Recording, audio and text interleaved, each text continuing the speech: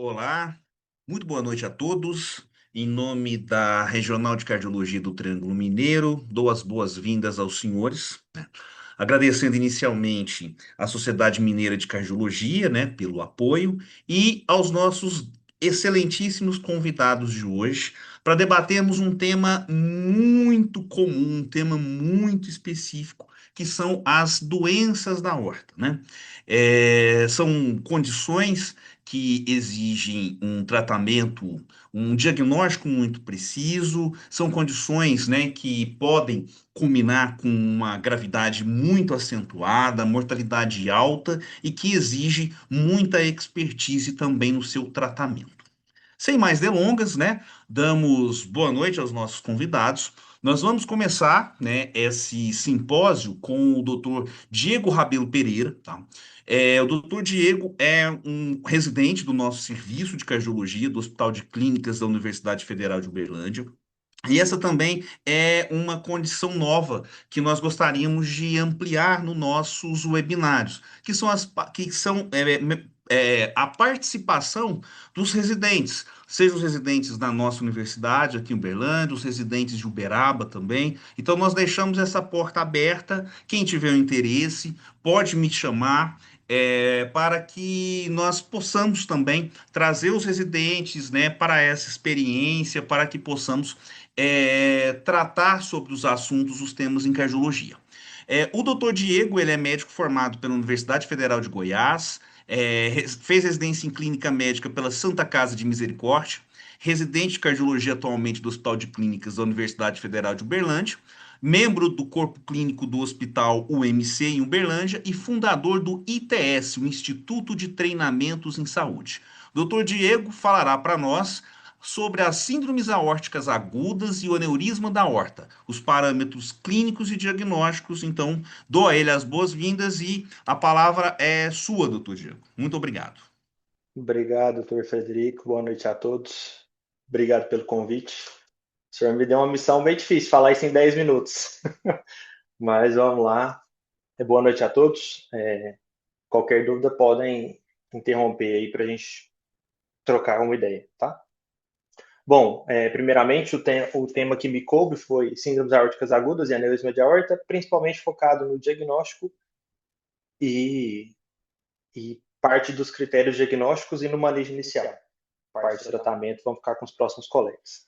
Síndromes aórticas agudas, né? São condições clínicas que, como o Dr. Frederico falou, dependem de um reconhecimento rápido, um diagnóstico preciso e é uma decisão que salva vidas, que engloba algumas comorbidades, entre elas secção aórtica, hematoma intramural, a úlcera penetrante e a ruptura aórtica. E nós vamos falar de alguns métodos de imagem para fazer essa avaliação. Bom, fazendo uma revisão da aorta, a histologia, a aorta é dividida em 3 camadas, adventícia, média e íntima. Isso é importante para a gente falar a respeito das comorbidades. A camada íntima é revestida pelo endotélio e pela membrana elástica interna. Bom, fazer uma revisão anatômica. Bom, a raiz da aorta, como vocês estão vendo aí, vai dos seios de valsalva até a junção sinotubular. A aorta torácica ascendente vai da junção sinotubular até o os tronco braquicefálico. O arco aórtico vai do tronco braquicefálico até a artéria subclave esquerda. A torácica descendente da artéria subclave esquerda até o diafragma.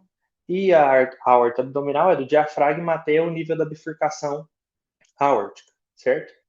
Uma nova classificação que a gente tem da aorta são as zonas de Shimaro, as landing zones, muito úteis no tratamento endovascular para guiar o posicionamento dessa prótese, tá? Que o doutor, depois o Matheus vai comentar. Vai desde zona 1, que mais recentemente a Roseli, uma autora, sugeriu essa divisão da zona 0 em 0A, B e C, 3 zonas, tá? Que vai até o tronco baxefálico, zona 1, zona 2, zona 3, zona 4, zona 5. A zona 5 é uma zona de transição, que vai desde a aorta torácica descendente média até o tronco celíaco. E os demais segmentos são já todos abdominais, com a bifurcação da aórtica ali na zona 10 e 11, que envolvem a ilíaca comum e as artérias ilíacas externas. Isso é muito importante quando a gente for falar de tratamento de posicionamento, que são as zonas de pouso das próteses. Bom, E qual que é a relevância da gente falar sobre isso? Né? O Dr. Frederico falou da importância clínica.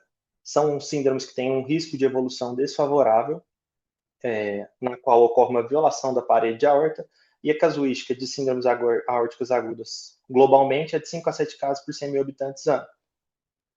Envolvem a dissecção, a úlcera, o hematoma intramural e a ruptura. Aqui na imagem ao lado é imagem esquemática que a diretriz nos oferece, que a gente vê aqui na dissecção aorta a ruptura da lâmina íntima, o hematoma com a estrutura preservada e a úlcera aterosclerótica também com esse rompimento da zona íntima. Bom, e por que falar de síndrome aórtica é importante? Porque é um diagnóstico desafiador. A gente tem uma sobreposição dessa entidade com outras entidades clínicas mais frequentes.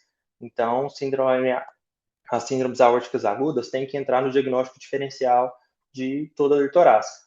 Tá? Ela tem uma descrição clássica, que é a dor em aguda, em rasgo, rasgando, que irradia para a região dorsal, associada a assimetrias de pulso. Só que a gente sabe que o escopo clínico ele é muito diverso e varia conforme o local de atendimento. E essa condição é importante porque está associada a uma mortalidade de 1 a 2% por hora quando não há o tratamento. Bom, aqui é a tabela que a diretriz nos fornece sobre todos os possíveis sinais e sintomas clínicos. Então, a gente vê, tem desde sintomas gastrointestinais, sintomas de sangramento, compressão, própria isquemia miocárdica, o novo sopro. E aí a gente tem sintomas de oligúria, paraplegia, sintomas de choque, pode complicar com tamponamento, hemotórax, ruptura da aorta, dispneia. E sintomas muito relevantes são sintomas de AVC e síncope, que entram nos diagnósticos diferenciais de um AVC que chega ao pronto-socorro, a gente tem que pensar em uma síndrome aórtica aguda. Apesar de dor ser o critério clínico mais prevalente, não é 100% dos casos que ocorre dor. Às vezes a apresentação é como um AVC. Bom, e agora falando especificamente de cada entidade. A dissecção aórtica é a condição mais comum de todas as síndromes, ela ocorre numa casuística de 2,6 a 3,5 casos por 100 mil habitantes ano. É mais comum em homens, na idade de 50 a 70 anos, com uma proporção de 2 para 1 em relação a mulheres. A gente tem duas divisões, a americana e a europeia, mas basicamente hiperaguda, aguda, subaguda e crônica. Aqui o que vai mudar é de 14 para 30 dias. E a crônica com mais 30 dias. Bom, a gente tem a classificação clássica da dissecção de aorta, que é a classificação de Stanford e DeBake, que a Stanford A é quando há o envolvimento da aorta ascendente, e a B quando não há esse envolvimento. E a gente tem agora as dissecções não A e não B, que é quando eu preservo a aorta ascendente e tenho a dissecção apenas do arco aórtico. Tipo 3, aí agora a outra classificação, a classificação de DeBake, ela fala quanto à origem e à propagação dessa dissecção. Então, a aorta ascendente, da DBQ1 é a aorta ascendente com propagação para a demais porção da aorta, podendo acometer toda a extensão. O 2 é restrita à aorta ascendente. A 3 é que se origina na aorta ascendente e fica restrita a ela. E a 3B é que é a propagação dessa lâmina de dissecção. Bom, agora a nova classificação engloba um critério tanto de tempo, que a gente vai ver no próximo slide, quanto de local de entrada e local de saída. Quando esse local de entrada é indeterminado, mas envolve a zona zero, que é a aorta ascendente ali até o tronco braquicefálico, então a gente chama de zona I. Quando envolve a zona zero e eu sei aonde está essa porta de entrada, é A. A B é quando está em qualquer outro segmento da aorta. E a gente considera a zona de entrada proximal e a zona distal com base naquelas zonas que eu mostrei nos slides anteriores. Bom, agora a gente tem a nova classificação que tenta avaliar pelo tipo, ponto de entrada e sintomas avaliando má perfusão. O problema dela é que ela é pouco prática para a gente fazer uma avaliação no PA, por exemplo, e não foi tão difundida ainda, mas a tendência, pelos novos consensos, é que a gente vá cada vez mais usando esse tipo de classificação, o tipo da dissecção, aonde foi o ponto de entrada e se eu tenho ou não má perfusão. Bom, porque a gente, o exame clássico que a gente vai ver no final, mas é a tomografia, certo?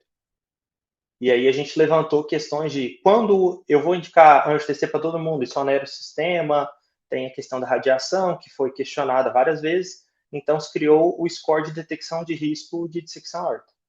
Ele tem 3 variáveis, e cada uma dessas variáveis pontua um ponto. Se o paciente tem 0 ou 1 pontos, as variáveis são, né, condições predisponentes, características da dor e resultados de exame. Pode passar o próximo slide. Se o paciente tem de 0 a 1 ponto, o score me autoriza a pedir dedímero. Se o dedímero vier negativo, está descartado o diagnóstico de dissecção de aorta, de síndrome aórtica aguda. E se o dedímero vier positivo, aí sim eu tenho que pedir a angiotomo. Nos pacientes que têm um score maior do que 1, 2 ou 3, eu tenho que já ir direto para a angiotomo. Bom, o Euroscore e o STS Scores, que são os scores que a gente usa para avaliar outros riscos cirúrgicos dentro da cardiologia, não são scores validados para a dissecção de aorta. Então, a gente tem o German Register e a classificação de Penn. Basicamente, eles vão avaliar a mortalidade em 30 dias. No score germânico, alemão, existe um site que a gente entra, faz o passo a passo e ele dá o score para a gente. Mas, basicamente, é baixo, intermediário e alto risco. Bom, o hematoma intramural. O hematoma intramural, o que é? É a presença de sangue dentro da camada medial da parede aorta sem uma ruptura da íntima ou lumen falso patente, que esse espessamento tem mais do que 5 milímetros sem um fluxo detectável. Eu tenho uma resolução espontânea em menos de 10 casos e 16 a 47 podem progredir para dissecção. A gente classifica ele em A ou B com base na localização, se envolve a aorta ascendente é A e se envolve a aorta descendente é B. E a gente tem alguns critérios para risco de progressão, que são profundidade maior do que 10 a 15 milímetros, um diâmetro maior do que 20 milímetros. Além de crescimento progressivo, associado a isso, são critérios de alto risco. Então, quando a gente tem esses critérios, aumentam o risco de ruptura ou de formação de pseudoaneurisma. Bom, a úlcera aterosclerótica, né? Como é que é isso? A gente tem uma ulceração na placa aterosclerótica, leva uma ruptura focal da camada íntima, e aí eu vou permitindo que esse sangue vai entrando e formando um hematoma, a passagem de sangue fora para dentro da camada íntima, né? Geralmente é associado a um quadro de hematoma intramural, tá? Mais frequentemente, esse quadro se apresenta na aorta torácica descendente média ou distal. E normalmente são pacientes mais velhos, associados à hipertensão e outros fatores de risco. Bom, agora passar um pouquinho das agudas e falar sobre o aneurisma de aorta, que a gente vai comentar sobre o tratamento dele logo depois. A gente tem a definição clássica de aneurisma, que é o diâmetro 1,5 vezes o valor do vaso, para aneurisma aórtico ascendente abdominal, e mais do que 45 milímetros para a raiz da aorta e aorta ascendente. Mas cada vez mais a gente está utilizando o Z-score, que eu vou padronizar isso conforme idade, sexo, altura, tamanho do corpo, para fazer essas medidas de maneira adequada e orientar melhor nosso tratamento. Tá? Muito se fala sobre aneurisma, agora dilatação e ectasia, porque eram termos que tinham uma divergência muito grande na literatura, alguns falavam ectasia para um risco de aneurisma, então padronizou-se cada vez mais, a tendência agora é a gente falar em dilatação e não mais ectasia da aorta. Bom, aqui são os fatores que estão relacionados a causas do aneurisma de aorta torácica. A gente tem desde diagnósticos sindrômicos, aqui a gente teve esse ano 2 casos já de Marfan, operados pela equipe do Dr. Matheus, outras comorbidades, mas basicamente outras doenças do tecido conjuntivo, tá? A gente tem alguns marcadores que a gente vai ter não sindrômicos, que algumas estão ligadas a algumas variantes genéticas, tá? E algumas condições congênitas, principalmente válvula aórtica bicúspide, síndrome de Turner, coarctação de aorta, tá? Outras cardiopatias congênitas. Lembrar que a prevalência é muito grande de hipertensão, aterosclerose, fotodegenerativa e um grande fator de risco é a dissecção anterior, tá? Então, vários fatores aí de outras comorbidades estão associados ao aneurisma da aorta. Bom, exames complementares. O que a gente tem, né? Basicamente, eletro. O eletro é um exame que ele pode ser normal, inespecífico ou até isquêmico. Então, a grande chamada do eletro é que um eletro compatível com isquemia não exclui síndrome aórtica aguda, tá? O dedímero é um exame excelente para descartar ou síndrome aórtica em pacientes de baixo risco, que são aqueles pacientes que pontuam 0 ou 1 no score, com uma sensibilidade maior do que 98%, chegando a 99,5%. Tá? Raio-X de tórax é um exame que ele é pouco útil para exclusão, mas quando eu tenho ele positivo, me sugere ainda mais esse diagnóstico. Tá? Mas a ausência de dilatação do mediastino não é suficiente para afastar uma síndrome aórtica aguda. A tomografia é o grande exame que a gente tem, a angiotomografia, tá? Principalmente agora com a padronização da angiotomografia junto ao eletrocardiograma para diminuir os artefatos de movimento. Tá? Tem alta sensibilidade e especificidade. É útil para descartar outras causas de dor torácica além da própria dissecção. Tá? E seria o nosso exame de escolha por ser amplamente disponível e ter um tempo de aquisição do exame baixo. Bom, o eco transtorácico é um exame muito útil à beira-leito, inclusive hoje com os ultraportáteis, que a gente pode fazer pelo telefone. Então, assim, é muito útil. E já que a tomografia não oferece a possibilidade de avaliar a função valvar e a função do ventrículo esquerdo, é um método complementar a esse exame e pode ser utilizado à beira-leito. O eco transesofágico é um exame melhor para a gente usar como no intraoperatório. Eu vou ter uma melhor resolução de imagem da aorta e vou guiar melhor o meu tratamento intraoperatório. A ressonância é um excelente exame, permite avaliar o ventrículo, permite avaliar as válvulas, mas é um exame que a gente pondera mais na aortopatia crônica do que na aguda. Ele é menos disponível, tem um tempo de aquisição de imagem muito maior do que a própria tomografia. Tá? E o ultrassom ultravascular ele é muito útil no próprio intraoperatório, ele fornece informações das ondas de pouso, aquelas ondas de estimado que eu comentei no começo da aula, e ele ajuda na distinção entre o lumen verdadeiro e o lumen falso.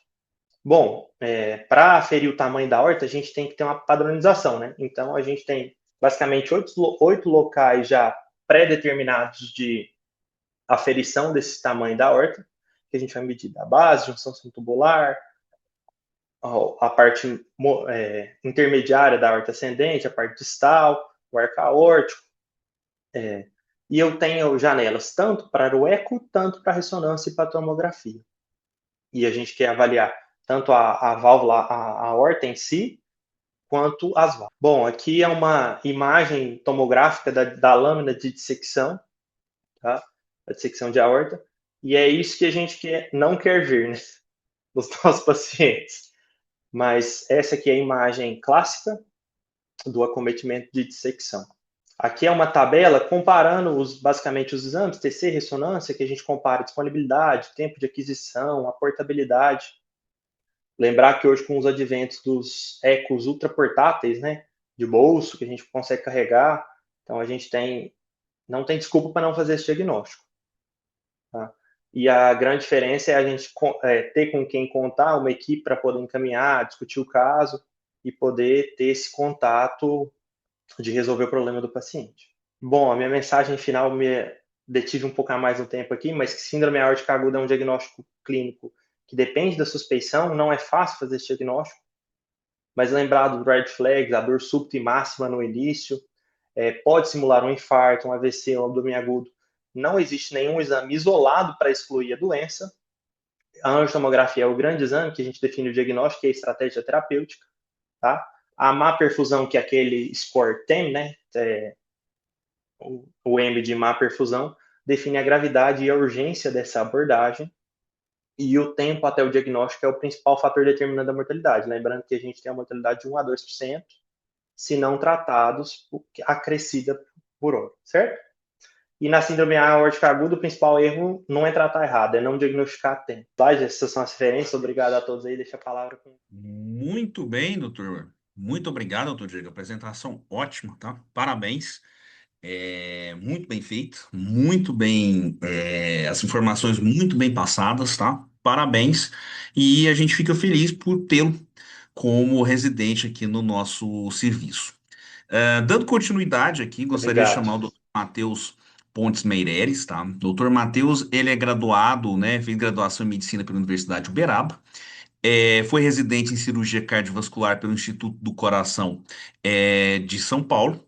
É especialista pela Sociedade Brasileira de Cirurgia Cardiovascular e é médico assistente da cirurgia cardiovascular da Universidade Federal de Uberlândia, Hospital Sagrada Família em Araguari e os hospitais UMC, Santa Clara e Santa Genoveva em Uberlândia. O Dr. Matheus falará um pouco para nós sobre o tratamento cirúrgico das aortopatias. Muito obrigado, doutor Matheus. Boa noite. O senhor tem a palavra. Olá, boa noite, Frederico. Então, beleza. Primeiramente, boa noite, Frederico. Boa noite a todos aí. Agradecer o convite, né, em nome da Sociedade Mineira de Cardiologia, na pessoa do Frederico aí, e principalmente a regional, né, de Cardiologia do Triângulo Mineiro. Acho fantástico, né, participar desses eventos aí. A gente sempre fica à disposição, fica muito feliz de poder participar junto com os colegas cardiologistas, colegas cirurgiões de outras áreas, e eu acho que é um ganho, uma troca muito importante, né? Então, sem a gente delongar muito aqui, tá? Meu nome é Matheus, para quem não conhece, trabalho aqui em Uberlândia. Estamos sempre à disposição aí para tirar dúvidas, para discutir casos, tá?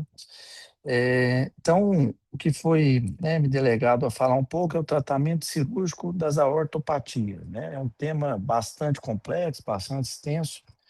É, Facilmente, eu gosto de falar, vai uma aula aí de umas 3, 4, 5 horas, brincadeira, mas a gente vai tentar resumir, principalmente para passar um pouco para os colegas, né? Depois do Dr. Túlio, nosso colega cirurgião vascular, vai complementar a parte de endovascular, tá bom?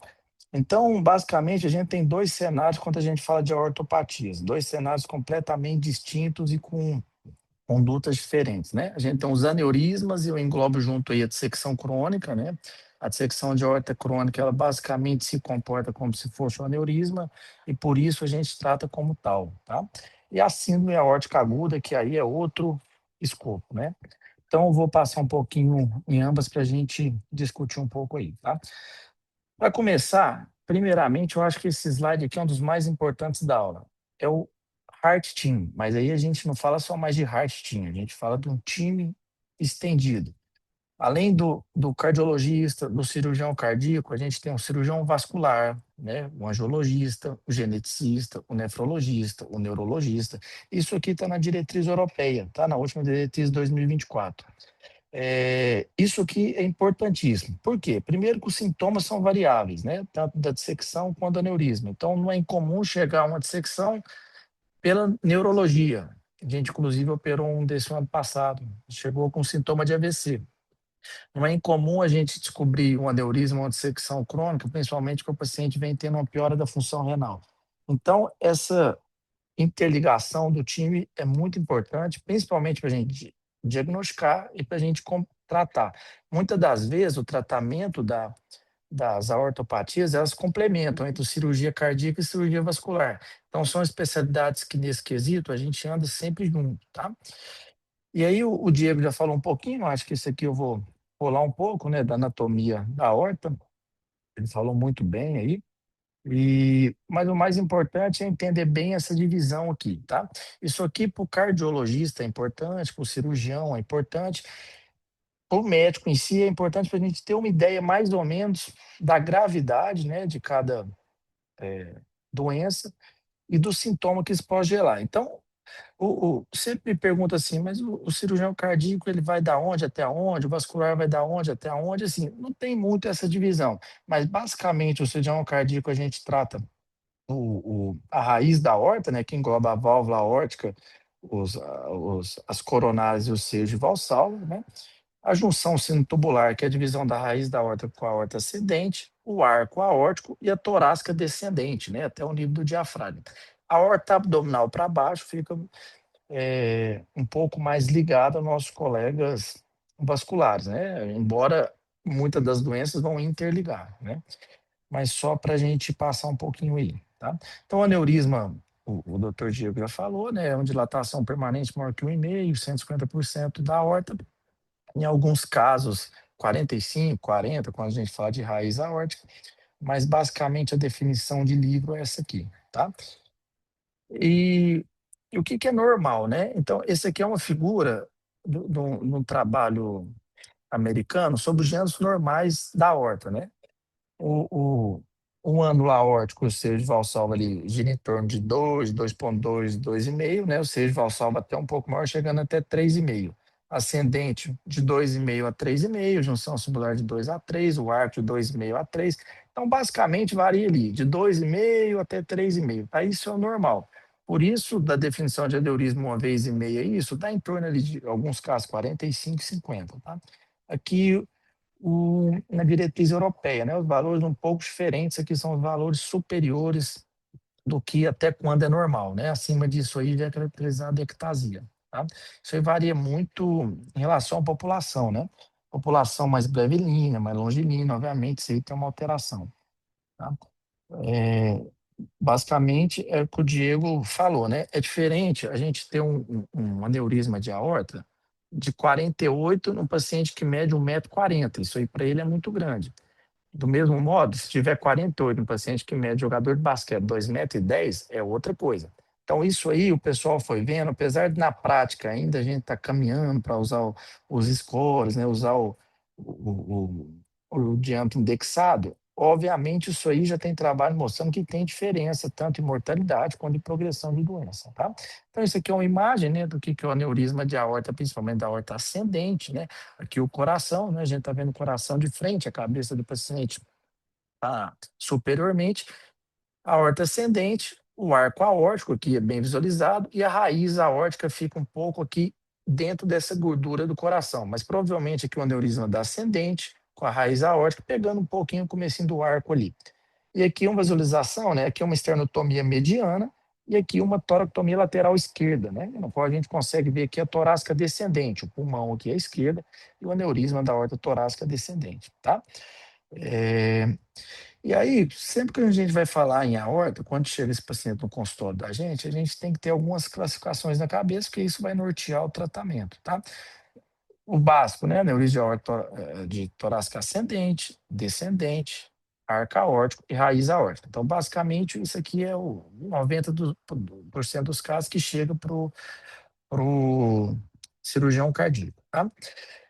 A outra classificação, essa classificação aqui um pouco mais complexa, é a classificação de Crawford, tá? Essa aqui é a classificação de aneurisma tóraco-abdominal. A gente tem 5 subtipos, né? O Crawford 1 ele vai da subclave esquerda até ali acima das renais. O Crawford 2, que vai da subclave esquerda até as ilíacas. O Crawford 3, ali mais ou menos a altura do sexto espaço intercostal até a ilíaca. O Crawford 4, abaixo do diafragma. E o Crawford 5, que vai do sexto espaço intercostal até a suprarrenal. Essa classificação aqui é importante mais para o cirurgião, tá? Coloquei para todo mundo ter uma ideia de que existe, para a gente programar o tratamento, principalmente dos aneurismas tóraco-abdominais, tá? E aquela classificação de zonas, né, que o Diego mostrou também.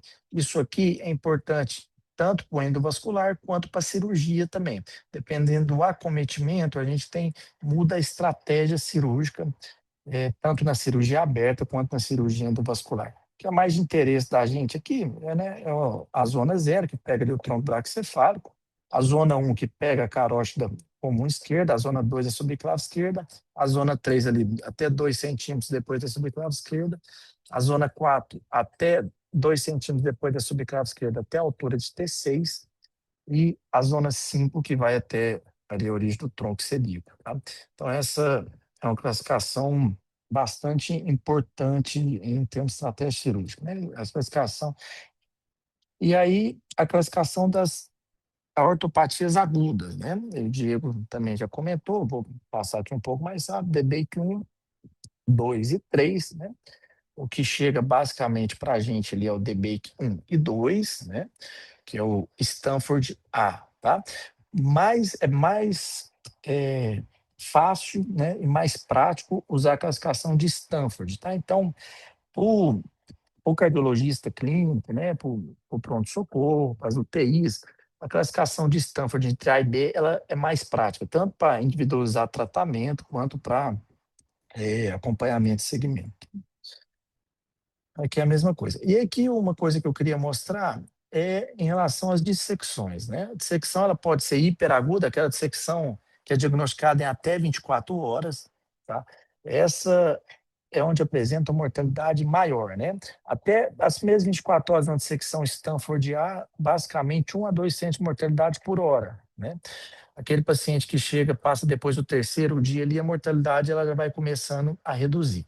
Até 14 dias a gente classifica ela como aguda e nesse tempo o tratamento é individualizado. Depois de 14 dias até os 90 dias é uma dissecção subaguda, tá? E aí já varia um pouco o tratamento e a brevidade disso. E a partir de 90 dias é a dissecção crônica, tá? E a dissecção crônica, os estudos mostram, os trabalhos, que ela se comporta basicamente parecida com o aneurisma. Não é a mesma coisa, tá? Mas basicamente se comporta, porque algumas vezes ela, inclusive, a luz ela pode até colabar em alguns pontos e ela vai virando um aneurisma mesmo, dilatando, tá? Beleza. Isso aqui também o Diego já mostrou, né? Que são a classificação TEM, né? Uma classificação proposta pela American Heart Society, primeiro, lá em 2022. E aí, na diretriz 2024 da ESC também, ela incorporou isso aí. É uma classificação também muito pouco útil. Na prática, quase não é usado, mas é interessante, principalmente no critério de estudo, né? Beleza, o Diego já falou disso aqui, eu vou pular um pouquinho e vamos lá para o tratamento, tá? O tratamento, para começar, a gente sempre pensa em aorta, fala, tem que operar, cirurgia. Beleza, tá? Mas primeira coisa, tratamento clínico. Então, eu coloco aí o tratamento clínico sempre, tá? Eu brinco, é como se fosse uma doença arterial coronariana. Tem que tratar basicamente do mesmo jeito. Controle de fator de risco. Então, reduzir a glicemia do paciente, controlar a diabetes, controlar a hipertensão, controlar a dislipidemia. Principalmente uma coisa muito importante, tabagismo. Tá? Tabagismo está associado a um aumento do risco de dissecção e dilatação da aorta. Então, grande, assim, então, uma porcentagem, diria, eu não sei exatamente, mas uns 50% a 60% dos pacientes que a gente vai operar, faz esse diagnóstico de ortopatia, eles são fumantes, tá? Então, isso é muito importante. E a outra coisa é também evitar o uso de drogas, né, ilícitas, principalmente cocaína, tá? Cocaína está associado a um alto grau de dissecção de aorta. Então, o tratamento clínico sempre nos pacientes. Então, sempre que diagnosticar, o tratamento clínico. Statina, antihipertensivo, medicações para baixar a frequência cardíaca, por aí vai, tá? E outro ponto é a gente identificar nesses pacientes quais têm um risco maior, né, de complicações, que a principal complicação que a gente teme, que é fatal, é ruptura, né? Então, na horta ascendente, principalmente, igual eu estava comentando, a altura do paciente, né? O paciente maior, o paciente menor tem diferença, né? O, a idade que ele começou a dilatar, tem uma hipertensão controlada, uma hipertensão que é difícil controle, né? O grau de crescimento ao longo dos anos e por aí vai. E os fenótipos, né? Raiz e ascendente. A gente sabe que muitas das vezes o fenótipo raiz ele tem uma progressão maior em risco de dissecção também, tá? E aí a gente fez o diagnóstico, começou o tratamento clínico, já fizemos tomografia e tudo, e vamos identificar qual paciente que a gente vai operar, tá? Então, o próximo passo é quanto que a gente agora indica cirurgia, tá? E quais são os tipos de cirurgia que a gente tem, tá? Então, o primeiro ponto, aneurisma de aorta ascendente, né? Ou supracoronariano também, tá? É o mesmo nome que aquele aneurisma que origina acima das coronárias, por isso supracoronariana, ou aneurisma da raiz aórtica, aquele aneurisma que pega a raiz, né? Os seios, a origem das coronárias, o plano valvar, tá? E eles entram aqui no mesmo escopo de indicação, tá? Classicamente, isso há mais de 15, 20 anos, é acima de 55 milímetros, 5,5 centímetros, tá? Indexado, isso tem algum pouco de divergência. Alguns autores fazem 2,3 indexado, 2,75. A gente quase acaba não usando isso. Isso é bom usar naqueles pacientes limítrofes, né? Aquele paciente tem 2,10 m e aquela senhorinha que tem 1,30 m. Nesse perfil de paciente, talvez indexar, a gente consegue ter uma avaliação melhor, porque talvez você pega, isso não é incomum, pegar uma senhorinha, a Dona Maria, 1,40 m, a aorta de 48. Você fala, ixi, mas isso aqui não indica cirurgia. Mas você olha para ela e fala, não, isso a aorta é gigante. Na hora que a gente faz cirurgia, realmente, ocupa quase a cavidade do tórax inteiro. Então, nesse perfil de paciente, eu acho que compensa usar, tá? Acima de 50, 52 milímetros, aquele paciente que tem baixo risco cirúrgico, tá? Isso é uma coisa que a diretriz, as últimas duas novas diretrizes trouxe isso, tá? Antigamente não tinha. Se cirurgia cardíaca, isso já é bem estabelecido, vai fazer uma cirurgia troca valvar, uma cirurgia de revasco ou por algum outro motivo, acima de 45 milímetros já está indicado trocar. E quanto o paciente tem válvula aórtica bicúspide, né, a válvula aórtica bicúspide ela tem uma chance de dissecção maior, de aneurisma, dilatação, a gente indica acima de 50, tá? Então, o número mágico, 55, tá? Para ser prático. Baixo risco, 50. Válvula aórtica bicúspide, 50, tá? E outros dois pontos que a gente geralmente esquece. O sintomático. O paciente pode ter 40, 42 de aorta, mas ter muita sintoma relacionado a isso, principalmente dor torácica, tá? Obviamente, tem que excluir outras causas de dor torácica. Excluiu tudo, não tem mais nada? Ó, Matheus, eu acho que é só isso mesmo. Então, beleza. Também tem indicação, porque a gente sabe que o sintoma ele é um fator independente complicador, tá? Principalmente de ruptura e dissecção. E o crescimento acelerado da ordem de 3 a 5 milímetros por ano. Antigamente falava de 5 milímetros em 6 meses, 10 milímetros em um ano, mas eles reduziram isso aí também, tá? E isso aqui falando então da aorta ascendente supracoronariana. E quando você vai fazer cirurgia da aorta ascendente, quando você troca também o arco, principalmente quando a gente fala M-arco, metade do arco, quanto é acima de 45, 50. Então, basicamente, a medicação. Eu vou passar aqui um pouco para frente, vai ficar um pouco mais fácil de entender. Então, o que são as recomendações da última diretriz da Sociedade Europeia de Cardiologia, tá? Basicamente, o que a gente comentou, 55 milímetros, aqueles baixos risco acima de 52, né? Aqueles muito baixo risco, 50, essa aqui é a diretriz americana, ela coloca 50, e por aí vai. Se for fazer uma cirurgia cardíaca concomitante, 45 ou 50, tá? A gente usa o ponto de corte 45, tá bom? E aqui, aqueles pacientes que eles têm uma válvula aórtica trivalvular, tá? Eles têm um baixo risco cirúrgico e tem alguns fatores que são de alto risco de complicação, principalmente idade maior que 50, uma estatura menor que 1,69 m, o comprimento da aorta maior que 11, um crescimento maior que 3 milímetros por ano, hipertensão refratária e, obviamente, compartilhar a decisão com o paciente. Então, isso aqui é novo, tá? Isso aqui é aquele paciente que é baixo risco cirúrgico, que tem esses fatores aqui, que são fatores complicadores, o paciente que concordou com a cirurgia, um centro com grande volume de cirurgia de aorta e que tem experiência nisso aí, a gente indica acima de 50, tá bom? Isso aqui é um resumo, depois quem quiser eu posso passar, isso aqui fica fácil, uma tabela bem fácil, falando tanto da válvula aórtica tricúspide quanto a válvula bicúspide, mas basicamente é aquilo lá, tá?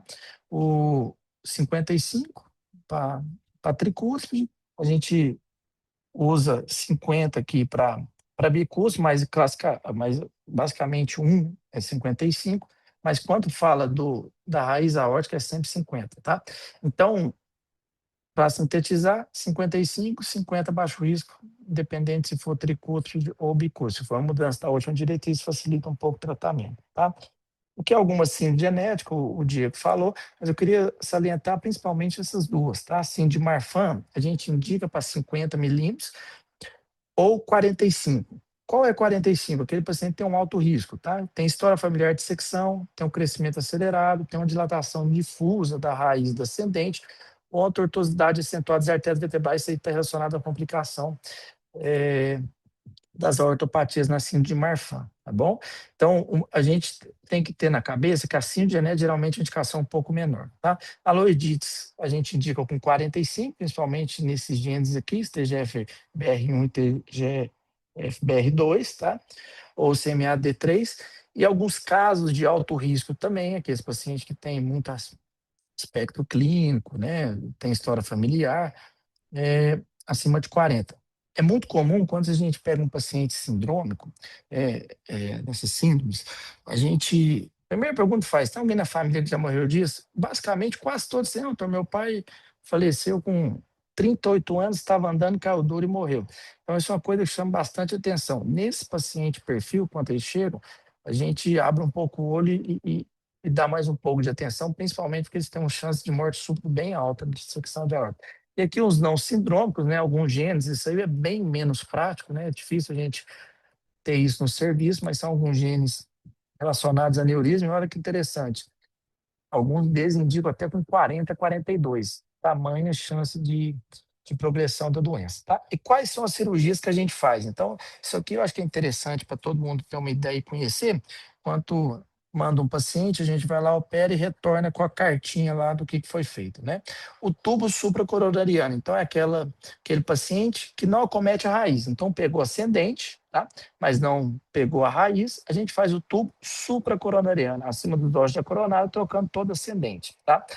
Pode ser feito também o tuba supra, tá? Que a gente é uma abreviação que a gente faz, tubo supracoronariano, com suspensão da válvula aórtica. Qual que é esse caso aqui? Aquele paciente que tem um aneurisma da ascendente, não tem dilatação da raiz, mas pelo aneurisma da ascendente, a válvula aórtica ela desaba um pouco, principalmente pelo pilar valvar.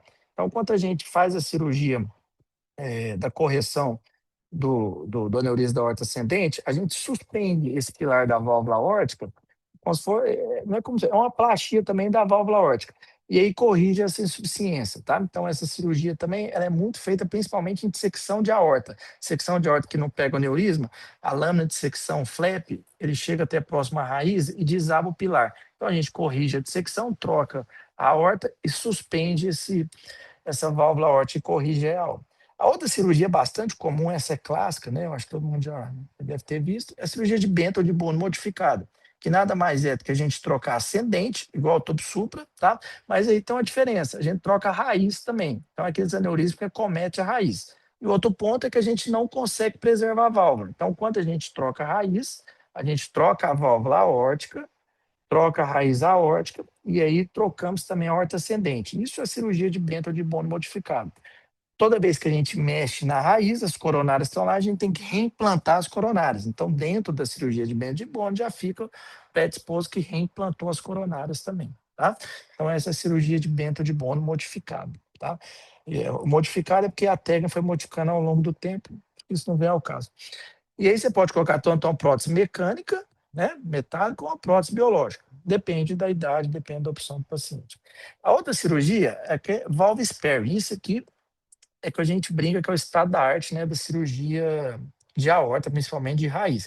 É aquela cirurgia que acomete a raiz e a válvula aórtica, ela tem possibilidade de preservar. Matheus, o que uma válvula aórtica tem possibilidade de preservar? Anatomicamente, a válvula aórtica é boa, tá?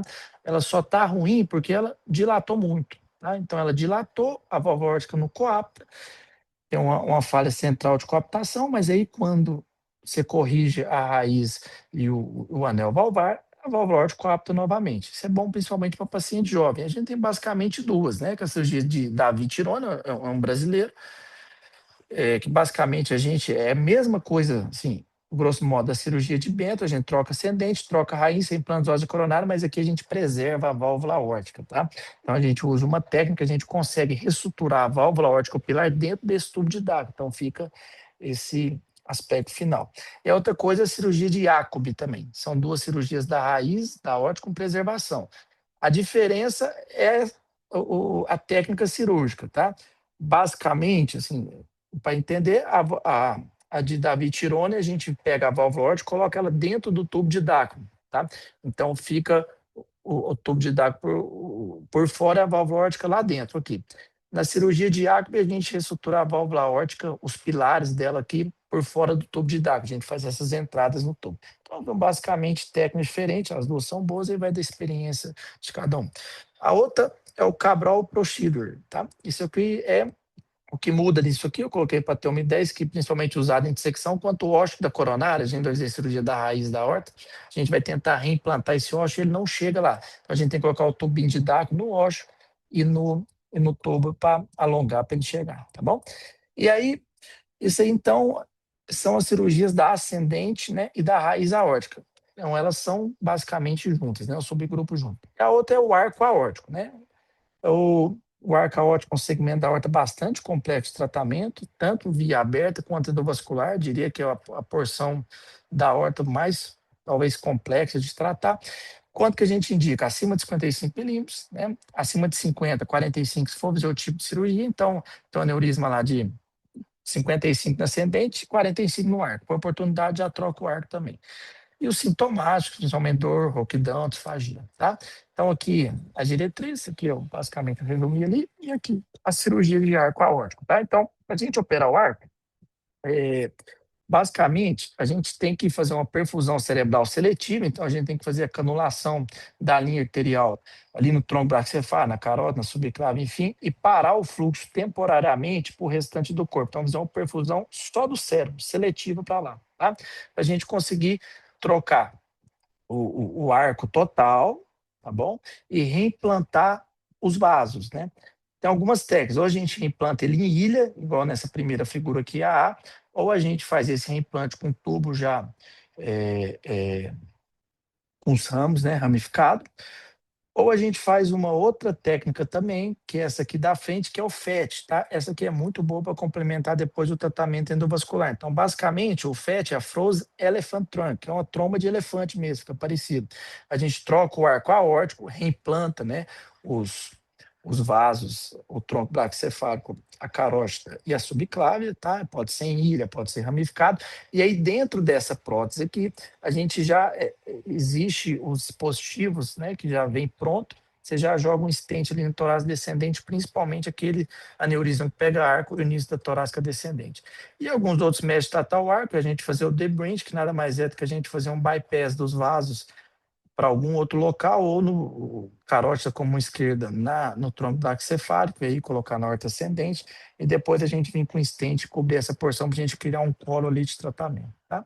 E a outra indicação, né, é a torácica descendente, o tó abdominal. Aí a gente já indica acima de 60, tá? Ou 55, se baixa o risco ou tiver fator de risco de complicação. Tá? Por quê? Porque aí a cirurgia já vai ficando, principalmente o reparo aberto, o doutor tudo vai falar do endovascular, aí já muda um pouquinho, mas a cirurgia aberta já vai ficando um pouco mais complexa, tá? 55 milímetros, quanto endovascular, se o paciente tiver sintomático, tá bom? Aqui algumas, eu coloquei aqui figuras só do reparo aberto, né? Para ter uma noção, aqui é uma troca, né, da aorta torácica descendente, né? A gente faz uma abordagem, uma toracotomia lateral esquerda, então, uma incisão um pouco mais ampla, né? E a gente clampeia em cima, clampeia embaixo e troca esse segmento aqui, né? Obviamente, no meio disso tem várias técnicas, algumas vezes tem que colocar em perfusão também, tá bom? E aqui o reparo endovascular que vai ser falado pela frente, né? E aqui o reparo da aorta, neurisma abdominal, que aí já é um pouco mais complexo. Algumas das vezes a gente tem que trocar desde lá em cima até lá embaixo e reimplantar os vasos, tronco celíaco, mesentério superior, renais, por aí vai, tá? E o outro cenário é a dissecção aguda de aorta, tá? A dissecção aguda de aorta, essa cirurgia, basicamente, o Stanford é sempre uma emergência, os procedimentos cirúrgicos são os mesmos, tá? O que muda em relação? A gravidade, obviamente, o paciente chega numa condição bem pior, e a gente sempre faz o que a gente chama de open distal, tá? Que é para a gente avaliar o arco. Então, a gente, apesar da dissecção estar só na ascendente, o orifício entra lá, a gente também abre o arco, inspeciona ele, troca ali metade do arco, faz o M-arco, né? A cirurgia de preservação da válvula são menos factíveis no contexto agudo, e dois cenários que é um pouco difícil e desafiador é a má previsão visceral, tá? Principalmente isquemia mesentérica. E aí pode considerar revascularizar antes, principalmente por endovascular. Então, algumas técnicas que a gente consegue abrir a falsa luz para irrigar ali, porque a mortalidade aumenta muito quando você tem isquemia mesentérica, vai fazer uma cirurgia de peito aberto para corrigir, tá? Isquemia, o AVC isquêmico ainda se indica cirurgia, né, com algumas ressalvas, obviamente, ver o prognóstico, o AVC hemorrágico, os trabalhos mostram que aí, independente de secção aguda ou não, compensa guardar, tá? Isquemia medular paraplegia, a gente considera a drenagem licórica antes de fazer a cirurgia. Então, aqui é o cenário, né, um algoritmo, então, pode ver que todos os tipos de dissecção tipo A, independente do E, que é onde é o mecanismo de entrada, a cirurgia de emergência está indicada, tá? Aí vai depender, se for, dependendo do mecanismo de entrada, a gente faz ascendente hemiarco, se o mecanismo o orifício de entrada for na descendente, for no arco, a gente tem que fazer aquela técnica de FET, tá? E aqui eu coloquei outra classificação que de vez em quando aparece, que é a dissecção não A, não B, né? Essa aí é aquela que fica entre, só fica no arco aórtico, não pega nem ascendente nem descendente, ficou um tempo, a gente não sabia o que fazer, tá? E aqui também o algoritmo, a maioria das vezes, é tratamento médico otimizado, e a gente também fazer cirurgia, basicamente vai se comportar como se fosse uma dissecção. Só algumas vezes, se o orifício de entrada for lá embaixo, não tiver complicação, não tiver nenhum fator de risco, dá para a gente acompanhar e fazer um segmento, tá bom? O hematoma tremoral osso de aorta, a mesma coisa, né? O doutor Diego já passou um pouquinho. A gente chama isso de secção atípica, né, de aorta. A maioria das vezes vai acabar em tratamento cirúrgico, algumas das vezes não precisa ser tão de emergência, principalmente quando tem esse critério de alto risco aqui, tá? 70 anos, diâmetro maior 45, crescimento aórtico médio, derrame pleural, presente de uso de aorta. Basicamente, quase todos esses vão ter, a gente vai ter que tratar, tá? Alguns outros casos podem levar de maneira conservadora. A úlcera de aorta, a aorta penetrante também é a mesma coisa, tá? A gente vai tratar também naquele sintoma de alto risco, que na hora que a gente faz o diagnóstico, geralmente tem sintoma, faz uma tomografia, tem a úlcera de aorta, tá? Mas aí dá para a cirurgia não precisa ser tanto aquela correria, igual uma secção clássica Stanford, mas a maioria das vezes isso aqui evolui para uma dissecção se não for tratado, tá bom? Então, só para deixar o recado, né, isso é uma campanha que existe tanto Sociedade Brasileira de Cirurgia Cardíaca quanto cirurgia vascular, é pensar em aorta, né? A gente sabe que é difícil, a maioria das vezes o diagnóstico não é feito, a gente faz um diagnóstico tardio e principalmente o paciente chega muitas vezes para a gente tratado como um infarto. Então vem com a AS, com o abdominal trombolizado e aí o prognóstico piora um pouquinho. Então acho que sempre a gente pensar que aquilo lá pode ser aorta, vale a pena. Muito obrigado, pessoal. Ótimo. Muito obrigado, doutor Matheus. Muito Prazer. interessante a sua abordagem, tá? Aula muito significativa, né? Ficou muito bacana a forma como você nos colocou essas questões cirúrgicas, tá? Muito obrigado. E para fechar esse bloco, eu convido agora meu amigo, doutor Túlio Leite. Doutor Túlio Leite, ele é cirurgião vascular, né? Formado pela Faculdade de Medicina de Botucatu, né? Unesp. É especialista em radiologia intervencionista e cirurgia endovascular pela USP de São Paulo e tem doutorado em clínica cirúrgica pela Faculdade de Medicina de Ribeirão Preto, né, da Universidade de São Paulo. Então, doutor Túlio é cirurgião, exímio cirurgião vascular. Muito obrigado pela sua disponibilidade, viu? Muito obrigado mesmo. E boa noite. E o senhor tem a palavra, doutor Túlio. Boa noite, Frederico. Obrigado pelo convite. Parabéns ao Dr. Matheus e ao Dr. Diego pelas aulas. Eu acho que a minha apresentação vai ficar um pouco mais fácil, porque já passaram pela parte clínica, diagnóstico e tratamento cirúrgico convencional. Eu me limitei por favor, me limitei a praticamente as síndromes aórticas agudas e do arco e a aorta descendente, porque é o que o Dr. Matheus disse, daria para fazer um webinar de cada doença, embora elas tenham interface, as doenças, mas eu acho que vale a pena depois fazer uma aula individual. O aneurisma de arco aórtico ainda é um desafio, acho que tanto para o cirurgião cardíaco quanto para o cirurgião vascular, que tem habilidade de treinamento para operar o arco aórtico, principalmente em cirurgia endovascular, com o desenvolvimento da tecnologia, com fenestrados, ramificados, customizados, e mesmo com o advento da tecnologia, as complicações são elevadas. São elevadas, sobretudo, e ainda lugares que são grandes centros nos Estados Unidos e Europa. Uma taxa de mortalidade também elevada, que chega a 20%, isso mesmo com mãos boas e treinamento adequado, ainda é um gargalo do cenário do arco aórtico. E o tratamento, como o Dr. Matheus já disse, é muito variável, né? Isso, a questão do Z-score, mas tradicionalmente o que a gente vê é em torno de 5, 5,5 para a aorta ascendente, às vezes raiz, em arco aórtico a gente estende isso um pouco mais para 6 centímetros, dependendo do paciente. E para o tratamento endovascular, nós precisamos tecnicamente de um colo menor do que 38 milímetros, devido ao diâmetro da endoprótese e uma zona de ancoragem em torno de 20 milímetros. Já foi dito sobre as zonas de ancoragem, né? Isso mudou muito no planejamento, tanto convencional quanto endovascular.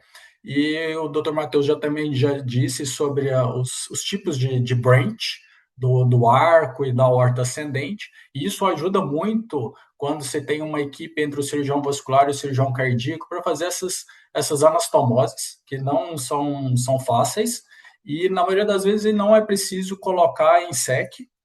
Eu vou mostrar até um exemplo que a gente não coloca em SEC, e dá para tratar o arco aórtico e a aorta descendente com técnicas híbridas. A aorta ascendente ainda é um gargalo, sobretudo em questão das origens da coronária, às vezes já vem alteração da válvula aórtica, o diâmetro é dilatado, então torna-se difícil uma revascularização, uma correção totalmente endovascular. Esse é um das cirurgias que nós fizemos do nosso grupo, que é um aneurisma de arco na zona 1 para a zona 2, que nós conseguimos tratar de forma híbrida, né? Inicialmente uma toracotomia mediana, e na horta ascendente, sem SEC, a gente consegue fazer um branch para o tronco braquicefálico e a artéria carótida comum esquerda, e depois um bypass da carótida comum esquerda para a subclave esquerda, e por fim um reparo endovascular cobrindo esses ósseos a fim de evitar um endolique. É uma cirurgia trabalhosa,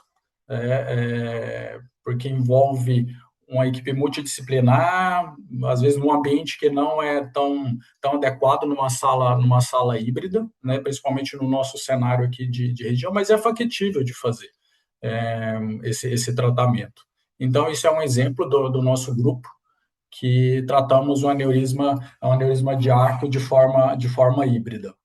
As síndromes aórticas agudas, a síndrome aórtica aguda já foi dito que é uma mistura, né, de dissecção de aorta, hematoma e úlcera penetrante. A gente considera que isso é quase a mesma doença, só que em estágios evolutivos de doença, né? Ela pode começar com uma úlcera penetrante, isso virar uma dissecção, ou iniciar um hematoma e virar uma dissecção.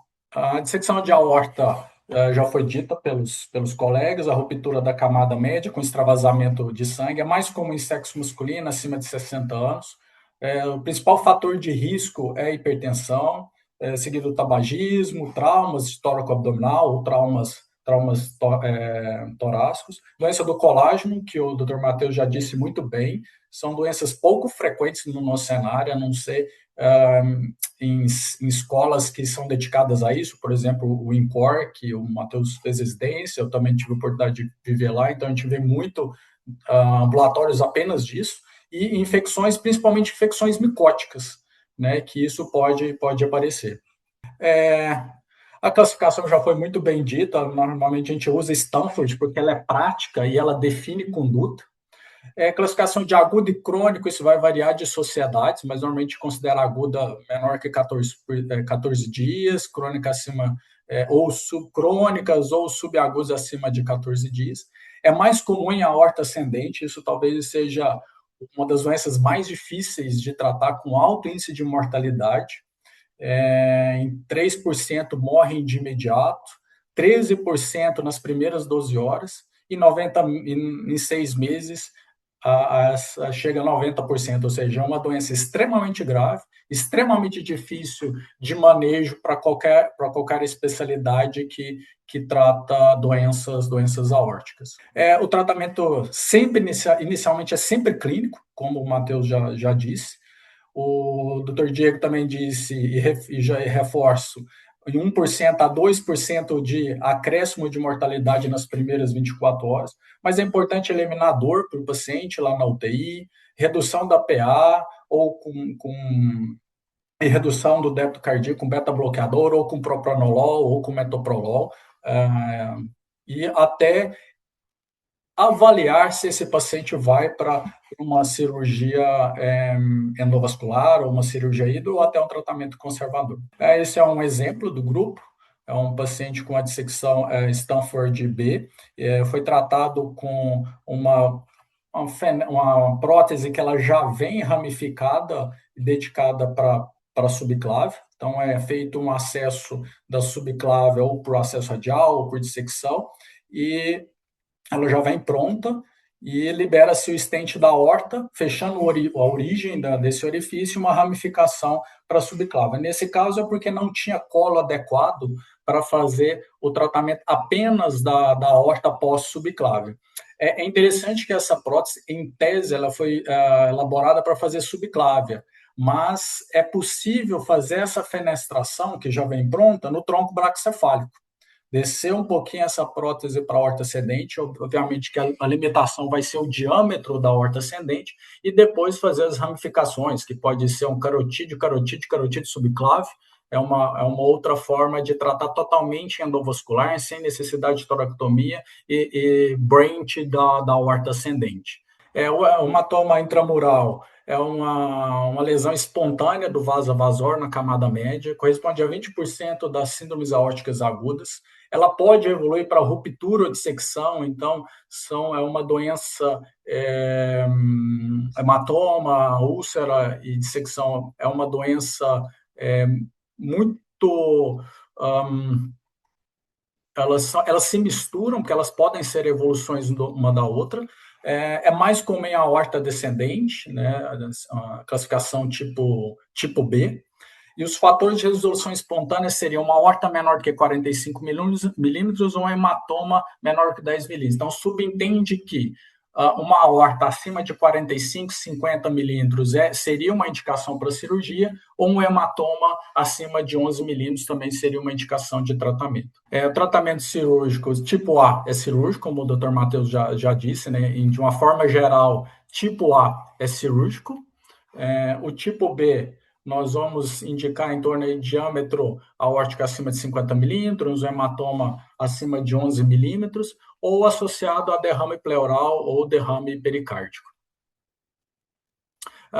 Esse é um caso da literatura, em que o paciente tinha um hematoma considerável, não foi tratado esse hematoma da aorta descendente, e ele evoluiu com pseudoneurisma, ou seja, é uma doença que, não tratada, ela tem um cenário desastroso, né? Uma coisa que poderia ser tratada quase que eletivamente, se não tratada, ela vira uma urgência em que o cenário ele não é muito favorável para o paciente. A úlcera de aorta é uma placa aterosclerótica ulcerada até a camada média. Ela é menos frequente comparada às outras doenças, mais comum em aorta torácica descendente, embora seja considerável, 80%, 82%. A indicação de tratamento são quando úlceras acima de 20, 25 milímetros e profundidade acima de 10 a 30 milímetros. Esse foi um caso também do nosso grupo, uma úlcera de aorta englobando a subclávia, então, ou seja, ela não tinha uma zona de ancoragem pós-subclávia, então o que foi proposto foi inicialmente um carotídeo subclávio, para aumentar essa zona de ancoragem, e a liberação da prótese, iniciando após a origem da carótida esquerda.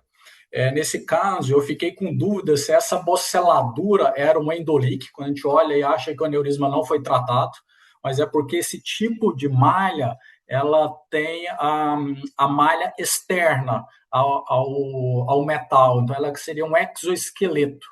Então, ela dá essa sensação de boceladura. Algumas máquinas, nesse caso, a máquina me permitia fazer um Conibin CT, ou Dyna CT, dependendo da marca do angiógrafo, que é uma tomografia rotacional no próprio paciente. Como se eu estivesse fazendo uma tomografia lá na tomo. E ela me ajuda a definir que realmente a úlcera estava exclusa e não tinha nenhum vazamento. Então, saber usar essa tecnologia, ela facilita muito. Em alguns casos, até dá para fazer fusão de imagem com redução do volume fusão de imagem com redução do volume de contraste. E take home message, que o Dr. Matheus já disse, né, de uma forma geral, o tipo A é cirúrgico. Lógico que isso vai depender da gravidade do paciente, o cenário, o serviço que está, a expertise da equipe. O tipo B vai decidir se ele é complicado ou não. Se não for complicado, de uma forma geral, esse paciente vai para um tratamento clínico otimizado, segmentos com imagem, e observa se a evolução de alguma dilatação ou piora da dissecção, né, nesses pacientes. E aquele que é complicado, e se possível, além do tratamento clínico, o tratamento endovascular ou o tratamento híbrido. Acho que por isso, acho que eu resumi de uma forma nas síndromes aórticas agudas, para não ficar muito longo. Obrigado pela atenção. Excelente, doutor Túlio. Muito obrigado aí pelas explanações, né? Pela oportunidade de aprendermos um pouquinho a mais aí com você, que é um exímio cirurgião vascular e tem uma experiência muito vasta nesse tipo de tratamento. Bom, eu queria fazer uma pergunta. Na verdade, são duas perguntas para vocês, né, que estão nessa área de intervenção. A primeira, vocês acham que a técnica híbrida, ela vai ser cada vez mais frequente na experiência de vocês? Como vocês veem isso? E um segundo parâmetro, que eu acho que mais importante para os clínicos. Vocês, na experiência de vocês, na abordagem dos casos agudos, emergenciais, o que que vocês notam que é o principal gargalo, o principal parâmetro que às vezes pode passar batido e aquilo pode comprometer o tratamento e o prognóstico do paciente? Doutor Túlio? Bom, o mais difícil é fazer o diagnóstico e desconfiar das doenças, porque ele pode aparecer com a dor torácica e todo mundo encara como um infarto, mas esquece de uma dissecção de aorta. E às vezes o paciente tem todos os sintomas de um infarto, ele vai para o CAT, é normal, e alguém desconfia que ele tem que ir para uma angiotomografia. Então, ter um treinamento e educação continuada de quem está no pronto-socorro, que é onde que tudo entra, onde tudo começa nessas doenças, é o mais adequado. Então, eu acho que é desconfiar. Eu acho que é desconfiar e ter uma discussão multidisciplinar. Eu acho que esse é o principal. Com relação às técnicas, tudo bem, pode ser que evolua tudo para endovascular, mas a partir do momento que complica endovascular, tem que saber fazer convencional. Então, eu acho que saber dominar as duas técnicas, eu acho que é interessante. Talvez, se a gente for olhar hoje, talvez dê praticamente para trocar a aorta por endovascular. Mas a partir do momento que complica algum desses acessos, ter a formação convencional, né, cirurgia convencional, eu acho que é adequado. Nem todos os pacientes vão para uma cirurgia endovascular, né? É a mesma coisa, a gente pegar uma dissecção Stanford B num paciente de 30 anos, que é raro, não é pouco frequente, pelo menos no nosso meio, e aí, trataremos endovascular, se for factível, ou eu chamo o Dr. Matheus para ir lá trocar a horta dele? Então, é uma discussão que gera gasto do latim, né? O que é melhor para um paciente de 30 anos com a dissecção de Stanford B? Ou tem uma doença do colágeno? Chamar o Dr. Matheus para ele trocar a horta e está resolvido, está curado? Ou que um paciente que tem um prognóstico de vida longo, ou ir lá colocar uma endoprótese, a gente não sabe como que essa endoprótese se comporta em 30, 40, 50 anos no paciente jovem. Então, isso é uma discussão que eu acho que ainda está inicial, e eu acho que a tendência vai ser totalmente endovascular. Mas ter o domínio das duas técnicas eu acho que é interessante. Doutor Matheus, o senhor concorda? Eu acho que é basicamente isso aí que o Túlio falou, né? O endovascular, eu vejo da seguinte forma, assim, eu acho que mudou realmente o prognóstico das ortopatias, principalmente torácica descendente, abdominal, né, e arco ali. Porque são cirurgias mais complexas, com risco cirúrgico bem grande. Aqueles aneurismas tórax-abdominal, a gente, assim, eu particularmente gosto de fazer, né? Mas é aqueles, eu não sei se alguém já presenciou, são incisões gigantes, né? A gente fala que é a maior cisão da medicina, né? Tórax, freno, laparotomia. Então, se abre o paciente inteiro, tem que trocar tudo. É muito mórbido. Então, esses casos, realmente a indicação tem que ser muito precisa. Eu acho que o paciente jovem, com síndrome genética, ainda assim se beneficia talvez de um reparo aberto, principalmente por expectativa de vida, né? Que o endovascular tem os endolíquios, tudo, mas isso, obviamente, é caso a caso, né? Não adianta querer fazer nada, cirurgia, o paciente sobreviver. Então, obviamente, vai experiência de serviço, tudo isso. E outra coisa, é aqueles pacientes que antigamente não se tratavam, né? Chegava um paciente com aneurisma torácico descendente de 70 anos, 60, você não fazia nada. Tipo, você vai abrir o cara aqui, o cara não aguenta uma cirurgia. O DPOC, geralmente, você é tabagista, enfim. Então, isso aí realmente mudou. Então, eu acho que o endovascular, obviamente, só está crescendo. Eu sou adepto muito ao endovascular, adoro. Vivo fazendo curso, tô até começar a fazer um agora. É muito legal essa parte. Eu acho que é o futuro, sim, mas igual o Túlio falou, a gente tem que saber fazer ele aberto também. A grande questão do endovascular, que eu acho que ainda vai um tempo, é na horta ascendente, né? Principalmente pela complexidade anatômica, válvula aórtica, coronária, então isso é um pouco mais complexo. Eu só sei de um caso no Brasil, que foi o Dr. Diego Gaia, não sei se o Túlio já viu, do endobental, né? Que foi uma dissecção aneurisma de aorta, ele publicou um paciente inoperável, ele conseguiu colocar uma prótese, é como se colocasse uma prótese de TAV, mais com os stents para as coronárias, mais a TAV para a válvula aórtica e um stent recobrindo a aorta ascendente. Mas, enfim, aí é muito específico. Então, ascendente, acho que ainda vai o reparo aberto há muito tempo. Em relação ao diagnóstico, Frederico, eu acho que é basicamente dar o diagnóstico no primeiro contato. Realmente é muito difícil, não é uma crítica aos médicos, não, porque é difícil mesmo. Chega uma senhorinha de 70 anos, uma dor, uma epigastralgia aqui, doutor, eu como, passo mal, ela vai no pronto-socorro uma vez, vai duas. Então, a dissecção, quando chega, o que a gente percebe, tanto aqui quanto em São Paulo, quando eu estava lá, ela chega numa fase tardia. 3, 4, 5 dias, que o paciente sobreviveu e aí fez o diagnóstico de secção. Muitas das vezes já tratou como infarto, está com AS, com Dobel, não é incomum operar trombolizado, é péssimo. Quando faz trombolítico, a gente chega até a chorar antes, a gente chora junto com o paciente, porque realmente sangra é desesperador. Mas o que acontece? Aquela dissecção que é clássico, o paciente chega lá, então, 30 anos, é Marfan, uma dor no peito, diferença de pulso, aí geralmente não tem problema, não. Mas a grande maioria das vezes o diagnóstico é bem difícil. O que é importante é aquela campanha. A gente participava disso lá no INCOR, é pensar em aorta, né? Até os artistas, teve aquele, eu esqueci o nome dele, que fez a cirurgia de aorta, ele participou disso também. É sempre pensar, é uma doença que ficou muito tempo esquecida e a gente, de um tempo para cá, está começando a difundir isso mais. Eu acho que o principal recado é esse mesmo, né? É se pensar na doença. Se você não pensa, você não faz o diagnóstico, né? E realmente é isso. É muito comum o paciente entra com dor torácica, então recebe AS, recebe clopidogrel, às vezes é trombolizado, e aí esse paciente é um sobrevivente, né?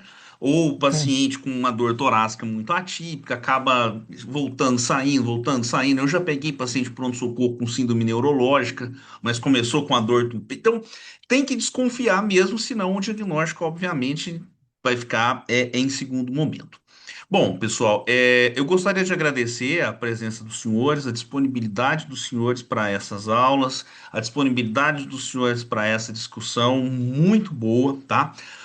Deixar para o pessoal da regional, então quem não pôde participar, essa aula ela é gravada e ela será disponibilizada no site da Sociedade Mineira de Cardiologia. Eu encaminharei no nosso grupo. E se porventura alguém tiver alguma pergunta, alguma coisa, pode me passar até que eu repasso aos nossos excelentíssimos colegas aí para a gente poder alinhar essa discussão. É um tema muito complexo e realmente, né, o tempo para discutirmos todos os tipos, né, de classificações relacionadas às doenças aórticas, realmente a gente vai ficar aqui até o final do ano. Mas eu agradeço de coração os senhores, tá? Então gostaria então de encerrar essa sessão de hoje. Muito obrigado, tá? E disponho a vocês aí da nosso espaço na Regional de Cardiologia do Triângulo Mineiro.